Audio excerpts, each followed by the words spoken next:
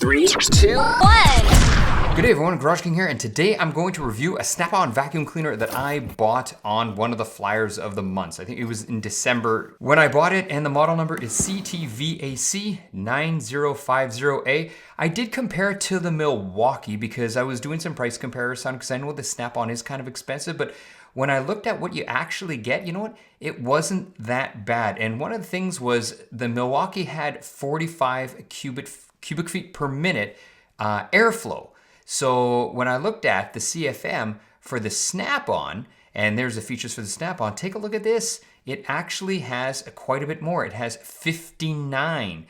Now, how I think they get the 59 is the runtime is less on the Snap-on. It's only 15 minutes, where the Milwaukee is about 30 minutes. Mind you, I think the Milwaukee might have a big battery, but anyway, I figured it was just worth it to just try to buy the Snap-on, plus it was on sale. Now, what I can tell you is right out of the box, it did feel like it was good quality plastic. The battery fit securely, and I didn't have any issues with it at all. Plus, it looks kind of cool, and well, it is a Snap-on, so it's supposed to be creme de la creme, right? Now, it comes with all of these little adapters, which is really nice. You got one for dog hair or pet hair if you do have a pet. The other one, as you saw, was just one of those sort of regular little triangle ones. Now, here you have two adapters. One is a little crevice tool, and then the other one is sort of like a just big kind of like vacuum circular kind of tool, and you can fit them together, so it's actually quite long.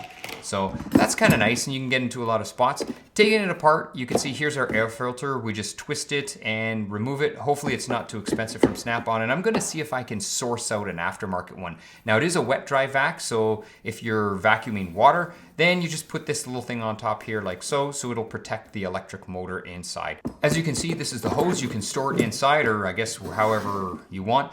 And the hose I found to be very, very flexible and very good quality. I had no issues with the vacuum cleaner. You are paying a premium price, but no issues whatsoever. And I found the suction to be good, but you know what? I needed to find a way to test it scientifically. And you know what? I think this should do the trick. So if you recognize that, it is a vacuum gauge for an engine. So we're gonna see if we can pull some vacuum with the vacuum.